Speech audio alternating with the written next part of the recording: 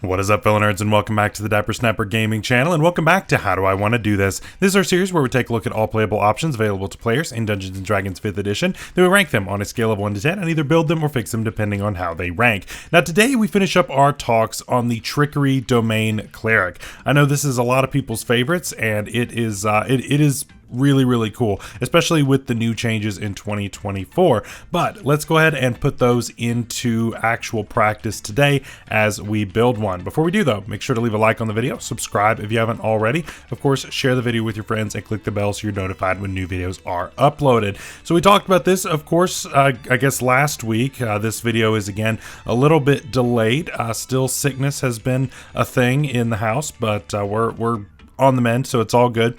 But yeah, here we are building the Trickery Domain Cleric, and this is one that I've been wanting to do for a while. This is just a ton of fun, and I'm really looking forward to finally putting this into action. So if you haven't seen my ranking video, of course, I'll put that up in the icon above. Make sure to check that out, and we're going to put all that in there today. So let's go ahead and jump in. Now this build is actually going to be pretty similar to last week's build. I'll throw that up in the icon above as well on the Light Domain Cleric. Although we made it more of a ranged weapon attacker in working with all of the crazy spells that you get, which was really cool.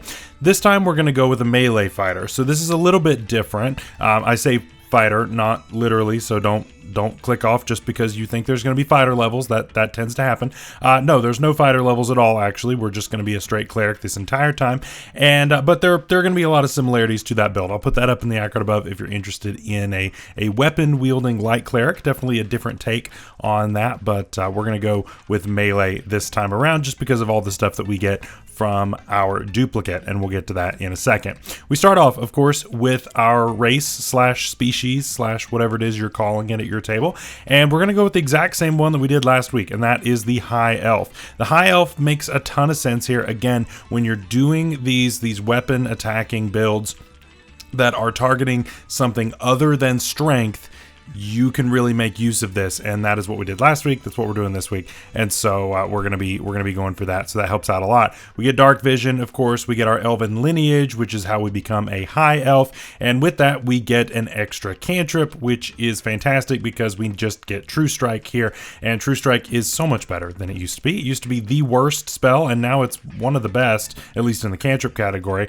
Really good, and of course we're gonna be choosing wisdom for the focus there, so we're gonna be able to use wisdom for our attacks instead of strength, which is going to be great. Our strength isn't going to be terrible, but we're going to be focusing a lot more on our wisdom, and that's going to help us to be just a little bit more sad single ability dependent. We also get Fey Ancestry, Keen Senses, Trance, all the fun things that all of the elves get.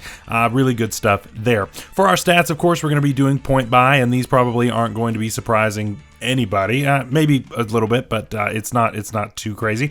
So with this, we're going to take a 15 in strength. We're going to need that for something here in a second. A 10 dex, 16 constitution after our +1. We're not going to worry about intelligence. We're not going to worry about charisma. We'll take a 14 in wisdom and put our +2 there. For our background, really the best option is going to be the sage, at least if you are locked in for only using what is in the book. Of course, I'm always going to recommend making a custom one if you can, but I know that that's not always possible at every table. So if you have to take something that's baked in, take Sage and go from there. It gives you Magic Initiate, and of course we get the wizard side there.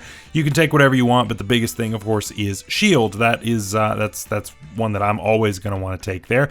You could take Booming Blade, but Booming Blade, of course, is going to base our attacks on our strength rather than our wisdom, so it's not going to be quite as good. But if you really need that extra bit of booming damage, it's there as an option if you want to go that route.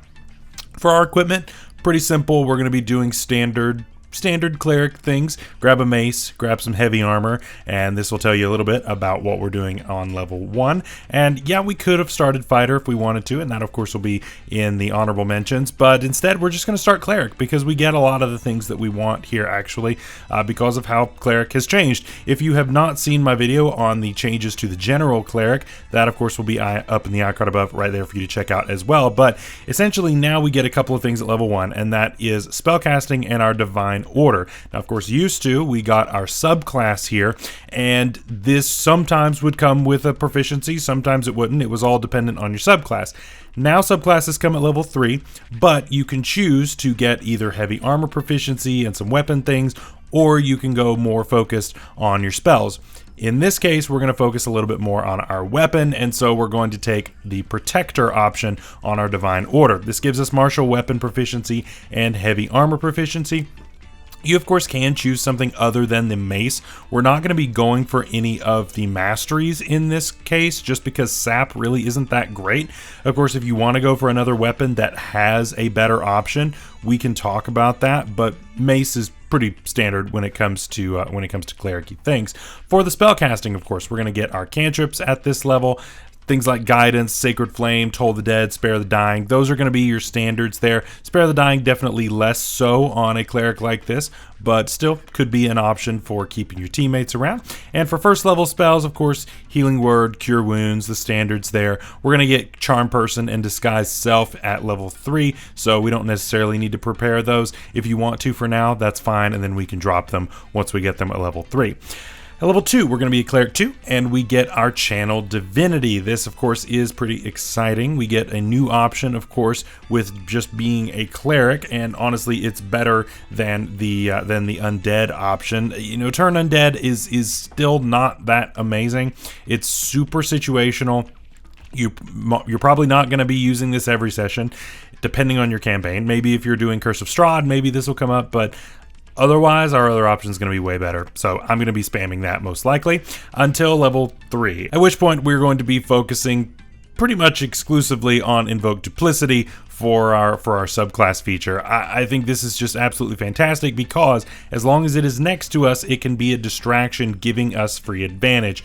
That is really big on our weapon attacks, of course, if we really focus in on those attacks, which is what we are going to be doing. And of course, Blessing of the Trickster is also here, giving advantage on stealth checks, which is cool. I mean, it's not busted or anything, but still very good. We do get Pass Without Trace at this level as well, so you know, to me, I'm using Pass Without Trace here because that's just really helpful because it gives it to everybody rather than just one person, but that is what it is. We also get Invisibility here. That's a new one this time around, which is really cool, as well as Enhanceability, which is a pretty good one. Spiritual Weapon, if you want to, that way you have some more offense on your bonus actions, since our action is going to be typically used for our weapon attacks or maybe even a cantrip. So that gives us another option for damage. At least for now, it's good until we get to our next spell slot level. And then once we get to level 5, we'll swap that out for something different, most likely.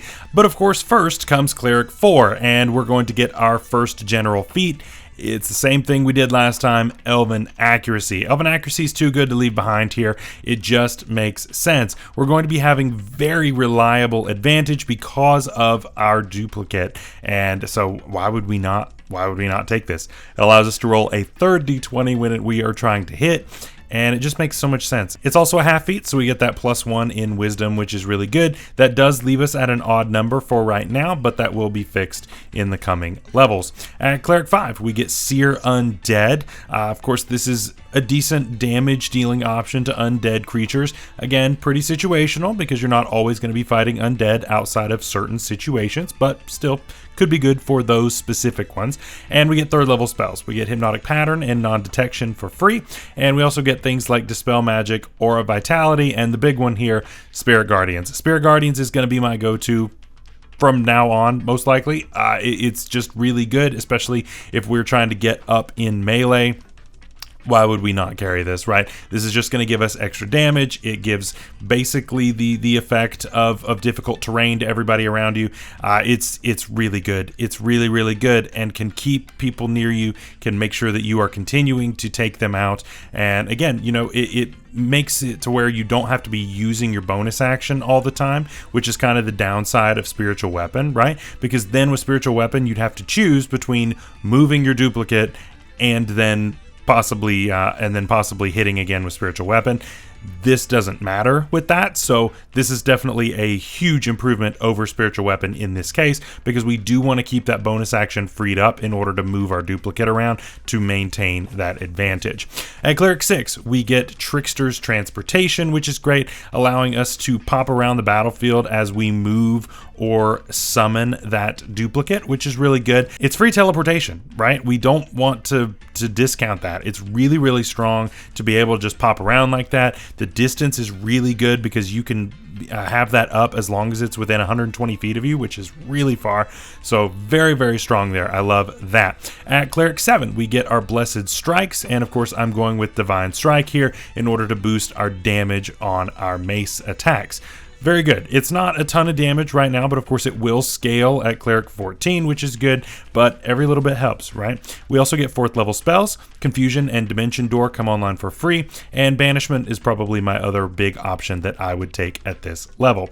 At Cleric 8, we get our next general feat, and it's Warcaster, surprising absolutely no one, right? If we're going to be taking Spirit Guardians all the time, we want to make sure that we can maintain that concentration, especially since we didn't start Fighter and have that proficiency in Constitution saving throws. This is going to help us out quite a bit, so we definitely want that. At Cleric 9, we get no features, but we do get 5th level spells. I'm going to take Dominate Person and Modify Memory for free. Those are fantastic. And we also get things like Raise Dead, Scrying, maybe even Summon Celestial, but as far as that goes, I'm probably still sticking with Spirit Guardians. I really think that that's going to be our best option. Summon Celestial Mace may be good in a niche situation. I'd keep it in the back pocket, but most of the time I'm choosing Spirit Guardians. At Cleric 10, we get Divine Intervention, definitely a huge improvement over what it was last time. And so we can, of course, grab whatever spell we want up to 5th level and just have that ready to go, which is really good. Definitely gives us a lot more flexibility in what it is that we want to do, so I definitely like that feature a lot. At Cleric 11, no features, but we do get 6th level spells. My standouts, of course, are both Harm and Heal. Those make the most sense here as a Cleric. At Cleric 12, we're going to get another general feat, and I'll take the ASI and go ahead and max out my wisdom at this point. That just makes the most sense. Cleric 13, no features, but 7th level spells. You get a lot of great ones at 7th level. Firestorm, Power Word Fortify, Regenerate, Resurrections, the standards there, but I mean, if it ain't broke, don't fix it, right? It's really, really good. At Cleric 14, we finally get the improved Blessed Strikes, so now we are dealing a little bit extra damage on those hits because of the Blessed Strikes we got a while back. Cleric 15, no features, but we do get 8th level spells. Earthquake and Holy Aura, probably my top options. I like those spells quite a bit. Earthquake, probably a little bit more, but still not too bad. Cleric 16, we get our final general feat here, and it's really pick your favorite, whether you want to take the Constitution ASI or if you wanted to take the Tough feat. You could also take Resilient Constitution, although that would leave you with an odd number at this point. So I'd probably go with either the +2 Constitution or the Tough feat. Either way, if you're dropping concentration more, I'd go with the Constitution bump. If you feel like you're going down too much, I'd go Tough feat. So whichever one you feel like fits your playstyle a little bit better and what you need. And then Cleric 17, we finally get Improved Duplicity. Now, while I wish Improved Duplicity gave 4 duplicates like what it did before, it's still decent being able to spread the love and give everybody advantage on those attacks. Certainly is nice. For a 17th level feature, I wouldn't say that it's the most busted thing. I would have liked to have seen this back at like level 6, or if there was some level in between. I think that's kind of just an unfortunate part of how the Cleric is balanced, in that this is a feature that probably should have come online around like between levels 6 and 9 or 10, right? But Cleric doesn't get any features there, so kind of tough that it has to wait until now. We also get 9th level spells, and Mass Heal and Power Word Heal make the most sense at this point. Cleric 18, we take a break, nothing there. And Cleric 19, we get our Epic Boon. Spell Recall is probably still the best one here. You could go Fate possibly, but I like Spell Recall the most on a Cleric, just to be able to make sure we have those ready to go. And finally, Cleric 20, we get our final feature, and that is Greater Divine Intervention. Still a fantastic feature, being able to let us borrow things. It's great. It's absolutely fantastic being able to have this kind of flexibility. Really good capstone. So that's our build for today. Let me know what you think down below. For other options, we're going to go through some honorable mentions really quickly, and I think none of these are going to be terribly surprising, but still they're worth mentioning. The human, of course, is going to be my top option here. I think being able to grab that extra feat is going to be really nice here. There are several options that really work well on this build, and so to me that flexibility is nice. Always have to mention the Asimar, whatever. This thing is just so good. It's good on any build, any class, doesn't matter. It's stupid strong. So yeah, I can't really not mention that. And finally, the dwarf. I think the dwarf is one that gets underrated as a cleric a lot. It's a really good cleric, actually. The kit really works. It's unique, and I like that a lot. The roleplay options are cool as a dwarf. You don't see a ton of them anymore, right? I think a lot of them get swept under the rug anymore with all the new shiny options. So definitely one to consider there. Next up, we have our feat options, and Fey Touched is still a fantastic option. Now, I do think that it is probably less so of a great option on this build than it is on other clerics, simply because we can teleport with our duplicate around, so that helps once we get to level 6. So definitely could be seen as not quite as good. Telekinetic makes sense here, especially as a Trickery Domain Cleric, being able to move people around, either putting bad guys into bad positions or putting your good guys into better positions. Either way works really, really well here, so I like that a lot. And finally, Heavy Armor Master is one that I think gets overlooked quite a bit, but it's not the worst thing, right? It could be much better, obviously, but still being able to have that little bit of extra buffer is certainly nice, and means that you probably are a little bit more easily able to take the +2 in Constitution than having to go with Tough Feat, which is just going to help you all around a little bit better, I think. So overall, I think that's a good option. And then as far as other multi-classing options, they're pretty obvious. The fighter is going to be the main one, right? The fighter, of course, would give us all the proficiencies that we would want, and then we could also take Thaumaturge instead at level 1, so that could be an option for us. But we also would get the Constitution saving throw proficiencies. There's a lot of good stuff, of course, with fighter. We've beat that dead horse for a long time. I think that a lot of people are just kind of sick of that. I understand it, but you know what? It's good. So people are going to continue doing it. It is what it is. And the other option is going to be the Druid. The Druid makes so much sense here. Again, being a wisdom-based caster, you get a lot of really good stuff from this, and even Wild Shape is not too bad here. Of course, they got rid of the metal armor dissonance there, which we'll be covering the Druid in the very near future on the channel. But still, I think that there's a lot of good to be had here, both on the spell list and in the features as well. There's a lot to love there. So that is our build for today. I hope you all enjoyed. Next week, we're going to be covering the final of the clerics, and I am excited to be wrapping that up and moving on to Druid. Let me know what you thought down below. Make sure to check out all of the Pokemon Draft League content. We have the week off this week, actually, just because of Independence Day, and we will be back with that week 2 next week. Make sure to check out week 1 in the meantime. But until next time, stay safe out there, stay healthy. We'll see you later. Bye-bye.